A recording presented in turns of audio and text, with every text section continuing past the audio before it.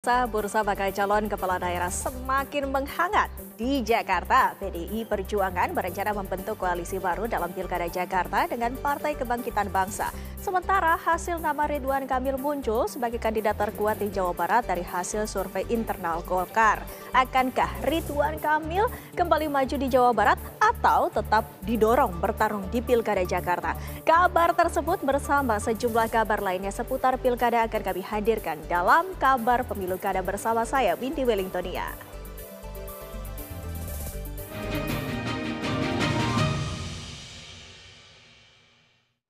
Partai Demokrasi Indonesia Perjuangan PDIP memberi sinyal membentuk poros baru di Pilkada Jakarta. PDIP bahkan membuka peluang koalisi dengan Partai Kebangkitan Bangsa. Mungkinkah 3 poros koalisi di Pilkada Jakarta akan terwujud?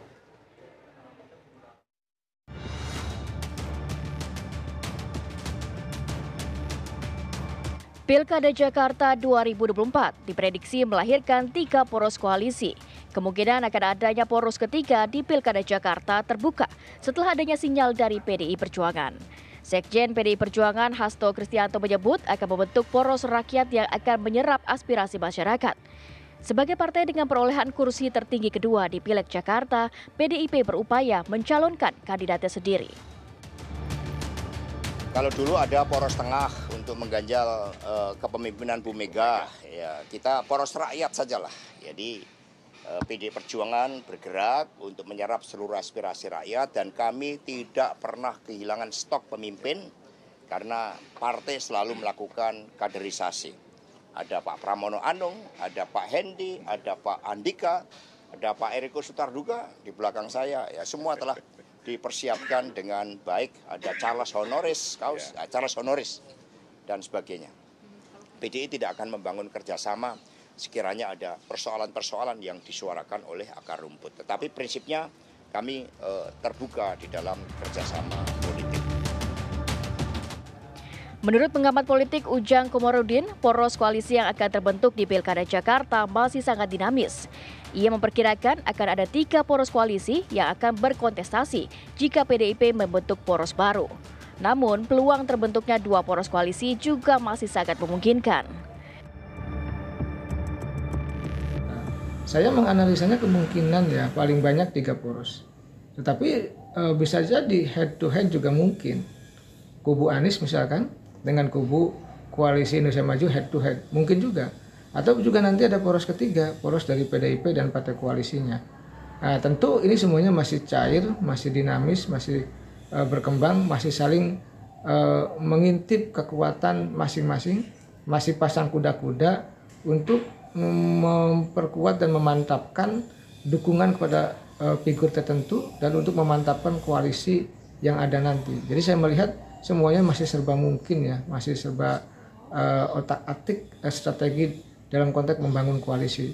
Jadi soal porosnya ya bisa 2, juga bisa 3. Saya melihatnya seperti itu. Poros ketiga bisa saja terbentuk setelah Partai Keadilan Sejahtera atau PKS mengusung Anies Baswedan Sohibul Iman sebagai bakal calon gubernur dan wakil gubernur Jakarta. Sementara partai yang tergabung dalam Koalisi Indonesia Maju berpotensi besar memajukan Ridwan Kamil sebagai kandidat terkuat. Tim TV One mengabarkan.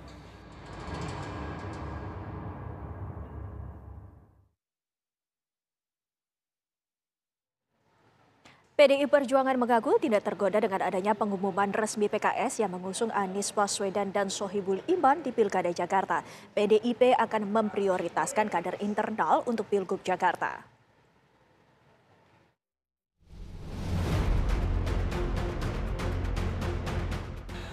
Resminya PKS mengusung pasangan Anies Baswedan dan Sohibul Iman di Pilkada Jakarta tidak serta-merta diterima oleh sejumlah partai yang menggadang-gadang mengusung Anies Baswedan.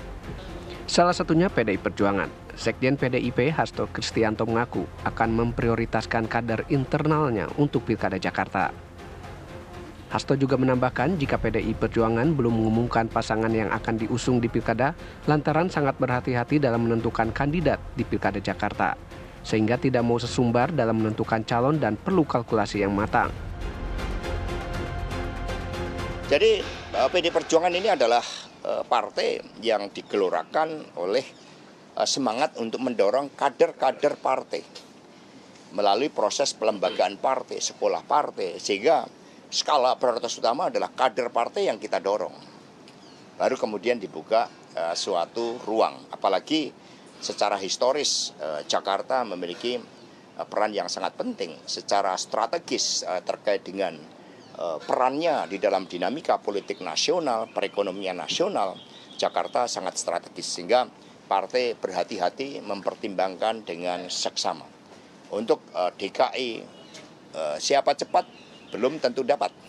Siapa yang melakukan kalkulasi matang, melakukan langkah-langkah konsolidasi, melakukan pergerakan turun ke bawah, itulah yang akan dipercaya rakyat.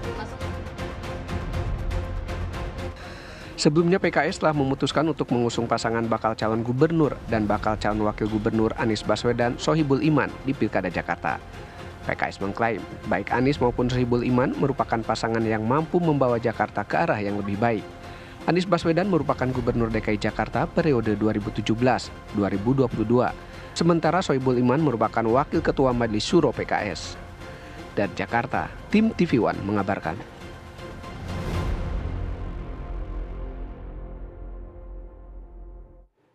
Partai Amanat Nasional tetap akan mengusung Zita Anjani yang juga putri dari Ketua Umum PAN Zulkifli Hasan di Pilkada Jakarta November mendatang. PAN juga membuka peluang apabila Zita Anjani diduetkan dengan Kaisang Pangarep.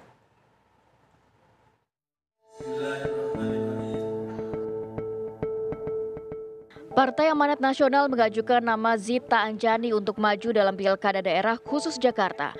Wakil Ketua Umum PAN Yandri Susanto mengatakan, seluruh internal partai sepakat untuk Pilkada Jakarta hanya ada satu nama yang diusung yaitu Zita Anjani. Dalam Rakernas PAN akhir pekan lalu, Yandri mengungkapkan PAN siap berkoalisi dalam Pilkada Jakarta asalkan kadernya maju sebagai salah satu kandidat, baik itu bakal calon gubernur atau bakal calon wakil gubernur. Pembahasan siapa yang akhirnya bakal dicalonkan dalam Pilkada Jakarta diyakini Andri akan berjalan dinamis. Hal ini karena setiap parpol memiliki jagoannya masing-masing dan ingin menang di Jakarta. Namun PAN tetap berusaha mengusung Zita Anjani dan saat ini tengah menjalin komunikasi politik dengan partai politik lainnya. Kalau di internal partai untuk DKI PAN hanya satu nama, Zita Anjani. Nah, berpasangan siapa? Semua terbuka, termasuk dengan Mas Kaisang. Yang lain juga sedang kami bangun komunikasi. Intinya saya bilang tadi, karena DKI ini sangat dinamis dan menjadi sentral semua isu, ya tentu kami ingin menang.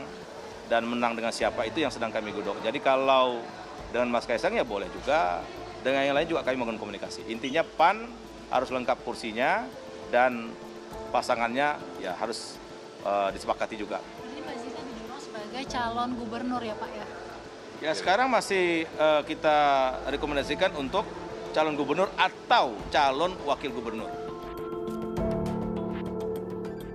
Lebih lanjut, Yandri mengatakan jika komunikasi politik dengan Partai Koalisi Indonesia Maju menemui jalan buntu, maka PAN akan berusaha berkoalisi dengan partai lain yang mau mengusung Zita Anjani. Partai Amanat Nasional sendiri baru akan mengumumkan nama bakal calon yang akan maju Pilkada Jakarta pada akhir Juli atau awal Agustus mendatang. Dari Jakarta, tim TV One mengabarkan.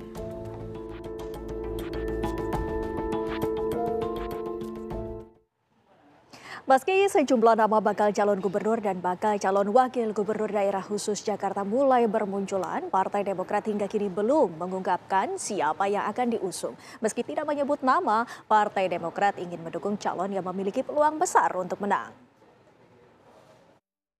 Ya, terima kasih. Dibandingkan dengan partai politik lain, gerakan Partai Demokrat di Pilkada Jakarta 2024 memang jarang terdengar. Belum ada satu nama bakal calon gubernur dan wakil gubernur yang diisukan akan diusung oleh Partai Demokrat di Jakarta. Namun Kepala Badan Komunikasi Strategis Partai Demokrat Herzaki Mahendra membantah jika Partai Demokrat tidak bergerak menjelang Pilkada Jakarta. Saat ini Partai Demokrat masih menseleksi sejumlah nama calon di internal partai, salah satunya putra bungsu Presiden Joko Widodo, Kaisang Pangarep. Herzaki menegaskan Demokrat tidak hanya mencari bakal calon gubernur yang populer, tapi juga calon yang akan didukung nanti harus memiliki peluang besar untuk menang. Namun di sisi lain, Demokrat juga ingin bakal calon gubernur yang diusung memiliki kesamaan visi dengan pemimpin terpilih di tingkat nasional. Berbicara mengenai Kim, tentu saja kami berharap ada harmonisasi dan sinkronisasi antara pemimpin di tingkat nasional dengan pemimpin di tingkat daerah. Apalagi kita bicara mengenai Jakarta. Jakarta ini etalase Indonesia. Kita ingin betul agar pemimpin di Jakarta punya kesamaan pandangan, punya kesamaan visi ya, dengan pemimpin di tingkat nasional. Hari ini beberapa nama sedang digodok. Memang belum semua ini, belum bisa kami sampaikan kepada publik. Nah, bagian dari strategi gitu. Di Demokrat sendiri, kami juga mendorong calon wakilnya dari kami. Nama Kaisang Pangarep menjadi salah satu nama yang sering muncul menjelang pilkada serentak. Kaisang digadang-gadang sebagai salah satu bakal calon gubernur Jakarta. Munculnya nama Kaisang sempat memunculkan isu jika Kaisang dititipkan oleh Presiden Joko Widodo ke sejumlah partai politik. Namun hal tersebut dibantah oleh relawan pro-Jokowi Panel Parus. Menurutnya tidak mungkin Presiden Joko Widodo melakukan hal tersebut. Tidak mungkin juga Pak Presiden menjajakan anaknya ke partai-partai itu saya pikir degradasi lah itu. Itu narasi yang dibangun yang menurut saya narasi usang sebagai sebuah upaya mendegradasi Jokowi ya.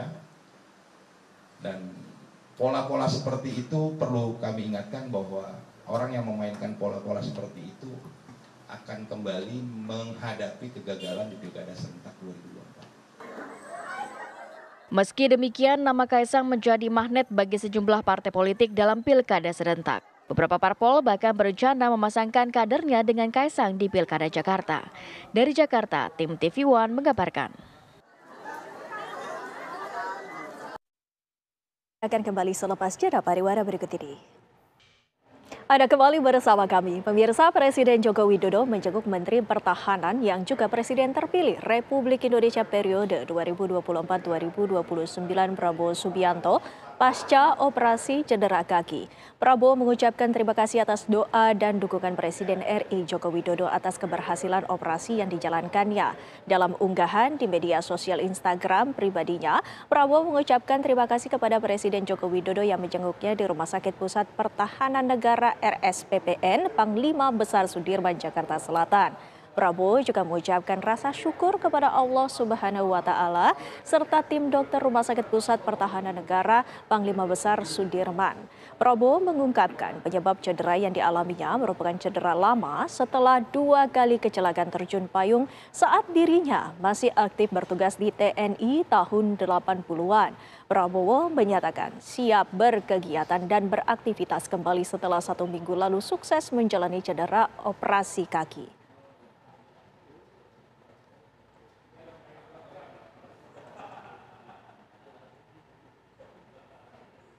PDI Perjuangan mengaku tak khawatir dengan adanya isu cawe-cawe Presiden Joko Widodo di Pilkada Jakarta. Sementara pihak istana membantah jika Presiden Jokowi melakukan cawe-cawe dengan cara menyodorkan Kaisang Pangarep ke sejumlah partai politik untuk dicalonkan di Pilkada Jakarta.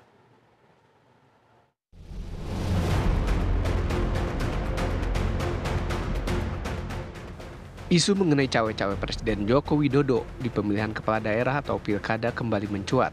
Kali ini cawe-cawe tersebut dikabarkan terjadi di Pilkada Jakarta.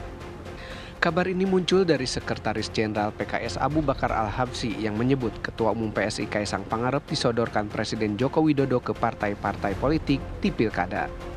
Menanggapi hal ini, Sekjen PDI Perjuangan Hasto Kristianto mengaku tak khawatir dengan cawe-cawe Presiden Joko Widodo di pilkada, karena proses cawe-cawe telah dilakukan Presiden Joko Widodo sejak di Pilpres lalu. Menurut Hasto, yang paling berhak untuk menentukan pemimpin adalah rakyat, dan merekalah yang seharusnya paling melakukan cawe-cawe sesungguhnya. Proses cawe-cawe kan sudah diikuti lama. Proses cawe-cawe di dalam Pilpres, dan itu yang menyampaikan Pak Jokowi sendiri, bukan orang lain. Nah, sehingga di dalam menentukan pemimpin, itu rakyatlah yang punya kedaulatan di dalam melakukan suatu cawe-cawe yang sesungguh-sungguhnya. Sementara itu, tenaga ahli utama Kantor Staf Kepresidenan Ali Muchtar Ngabalin membantah jika Presiden melakukan cawe-cawe di Pilkada Jakarta. Ia juga membantah jika Jokowi menyodorkan putra bungsunya yang juga Ketua Umum PSI, Kaesang Pangarep, menjadi bakal calon gubernur Jakarta ke sejumlah partai politik. Sama sekali tidak ada. Menawarkan nama Mas Kaesang kepada parpol sama sekali ini, tidak ada. Bahwa kalau ada orang yang mau menawarkan Mas Kaesang, monggo. Ini setiap orang punya hak untuk berdemokrasi, setiap orang punya hak untuk, jangankan Mas Kaesang atau siapa saja. Saya, Dinda, Mas Kaesang semua punya hak yang sama. Kalau ada yang merasa bahwa dia layak kemudian untuk menjadi calon gubernur, apa karena dia anak presiden kemudian itu menjadi pertimbangan, apakah itu juga salah? Kan tidak. Isu cawe-cawe Presiden Joko Widodo dalam Pilkada Jakarta mencuat setelah Sekretaris Jenderal PKS Abu Bakar Al-Habsyi menyebut Presiden Jokowi menyodorkan Kaesang Pangarep sebagai bakal calon gubernur Jakarta ke sejumlah partai politik. Dari Jakarta, tim TV One mengabarkan. Sejumlah informasi lainnya masih akan kami hadirkan sesaat lagi.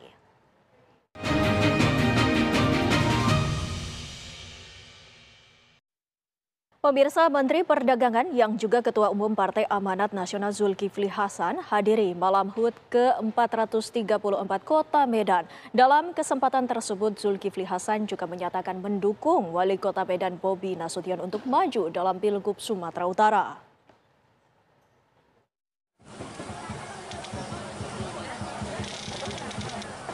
Hari ulang tahun ke-434 Kota Medan, Sumatera Utara dimeriahkan dengan acara Colorful Medan Carnival yang disaksikan oleh ribuan warga di Jalan Ahmad Yani, Kecamatan Medan Barat.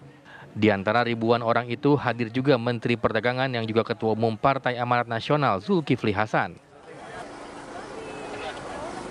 Pria yang akrab disapa Zulhas itu terlihat mendampingi Wali Kota Medan Bobi Nasution di podium untuk menyaksikan karnaval.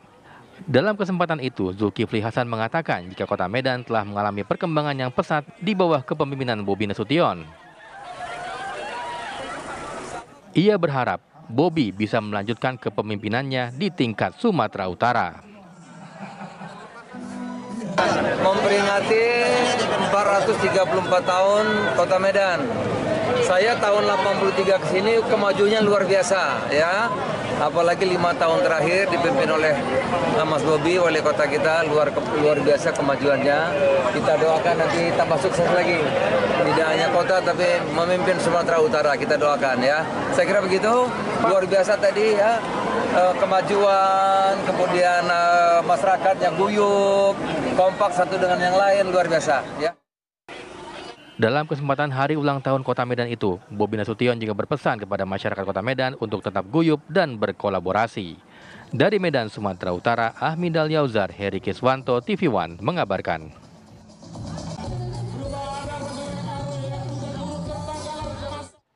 Sandiaga Salahuddin Uno merespon pengusulan dirinya maju pada pemilihan gubernur di 3 provinsi. Sandi mengatakan sampai saat ini belum ada penugasan dari partainya. Sandi memilih fokus menyelesaikan tugasnya sebagai Menteri Pariwisata dan Ekonomi Kreatif hingga masa jabatannya berakhir pada Oktober mendatang. Kita tentunya menunggu penugasan partai. Per hari ini belum ada, sudah ada yang membuka pembicaraan, tapi secara resmi penugasan partai belum ada. Jadi saya fokus dulu di kementerian dan saya ini karena orang kerja ya. Jadi kalau tidak ada penugasan dari partai maka saya akan fokus untuk selesaikan akhir tugas saya di Oktober sehingga tongkat estafet ke menteri yang baru itu bisa mulus. Baru saja saya pulang dari Dalian, dari China, dan dari Cebu, Filipina. Dunia luar tuh mengapresiasi pariwisata dan ekonomi kreatif kita.